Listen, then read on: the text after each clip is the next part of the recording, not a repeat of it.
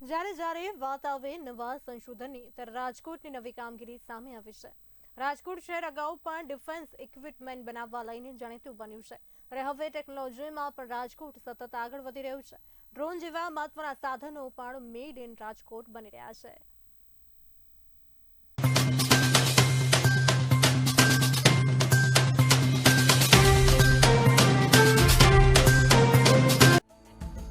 તાજેતરમાં ભારત અને પાકિસ્તાન વચ્ચેની તણાવપૂર્ણ પરિસ્થિતિમાં ડ્રોન અટેકની ઘટનાઓ બાદ હવે ડ્રોનથી સૌ કોઈ સારી રીતે પરિચિત છે. યુદ્ધમાં ડ્રોનની સંહારક ક્ષમતાની ઝલક જોવા મળી હતી. જો કે રાજકોટ હવે આ જ ટેકનોલોજીનો ઉપયોગ સુરક્ષા અને નિરીક્ષણના ક્ષેત્રે નવી ક્રાંતિ લાવવા માટે કરી રહ્યું છે. રાજકોટની સૌરાષ્ટ્ર યુનિવર્સિટીમાં આવેલી ડોક્ટર એપીજે અબ્દુલ કલામ વિજ્ઞાન પ્રયોગશાળાએ એક અનોખું ડ્રોન તૈયાર કર્યું છે. માઇક્રો સર્વેલન્સ નામના ડ્રોન દ્વારા જીપીએસ વગર પણ ઇન્ડોર કે આઉટડોર સર્વેલન્સ કરી શકાય છે. આ ડ્રોન ચોક્કસ રૂટ પર ઓટોમેટિક સર્વે કરે છે. રાજકોટ રંગીલું શહેર ગણાય છે અને નવા સંશોધન કે ટેકનોલોજીકલ સિદ્ધિની વાત આવે ત્યારે પણ રાજકોટ હંમેશા અગ્રેસર રહે છે. અગાઉ ડિફેન્સ ઇક્વિપમેન્ટના ઉત્પાદન માટે જાણીતું બનેલું રાજકોટ ટેકનોલોજીના ક્ષેત્રમાં પણ પોતાની આગવી ઓળખ બનાવી રહ્યું છે. રાજકોટની એક ખાનગી કંપનીએ સૌરાષ્ટ્ર યુનિવર્સિટીની વિજ્ઞાન પ્રયોગશાળા સાથે મળીને અનોખા માઇક્રો સર્વેલન્સ ડ્રોનની ડિઝાઇન અને વિકાસ કર્યો છે. આ માઇક્રો સર્વેલન્સ ડ્રોન ઓટોનોમસ ટેકનોલોજીથી સજ્જ છે, જે એને પરંપરાગત ડ્રોનથી અલગ પાડે છે.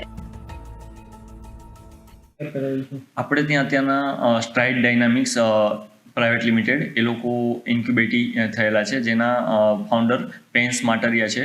એ લોકોએ આખું ડ્રોન અહીંયા જ બનાવેલું છે અને ડ્રોનથી અત્યારના વિધાઉટ જીપીએસ વર્ક કરી શકે એ રીતનું ડ્રોન એમને તૈયાર કરેલું છે કે કોઈ પણ જગ્યાએ જ્યાં આગ લાગી હોય અથવા તો કોઈ એવી જગ્યા હોય કે જ્યાં ડ્રોન માણસ ન પહોંચી શકતો હોય અને ડ્રોનને અંદર મોકલી અને વિધાઉટ જીપીએસ જીઓ ટેગિંગ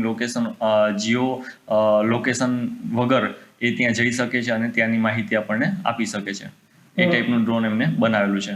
માંથી ઓલમોસ્ટ બધા જ પાર્ટ્સ આપણે અહીંયા બનેલા છે. એમની જે મોટર છે એ પણ આપણે અહીંયા ઇન્ડરપ્રો ડાયનામિક્સ વાળા છે એ લોકોએ બનાવેલી છે મોટર્સ. એની સાથે સાથે જે આખું ડિઝાઇન થયેલું છે એ પણ એ લોકોએ ખુદ કરેલું છે સ્ટ્રાઇડ ડાયનામિક્સ વાળાએ. અને બ્લેડ્સ છે એ એમને બહારથી લીધેલી હોય છે. બાકીની બધી જ વસ્તુ એમને અહીંયા જ આખું ડિઝાઇન કરી તૈયાર કરેલું છે. છેલ્લા 1.5 વર્ષથી એ લોકો અહીંયા કામ કરે છે. ડ્રોનને કેવી રીતના ચલાવવું અથવા તો જ્યારે એમાં જીપીએસ લોકેશન ન હોય અને ત્યારે એ પોતાની રીતે કેવી રીતના ડિસાઇડ કરીને આગળ વધી શકે અથવા તો આગળ જવાનું છે, પાછળ જવાનું છે, કઈ સાઈડ જવાનું, ઉપરથી જવાનું, નીચેથી જવાનું, તો એ આખું એમને એલ્ગોરિધમ બનાવે છે અને એનું આખું ટીચિંગ કરે છે.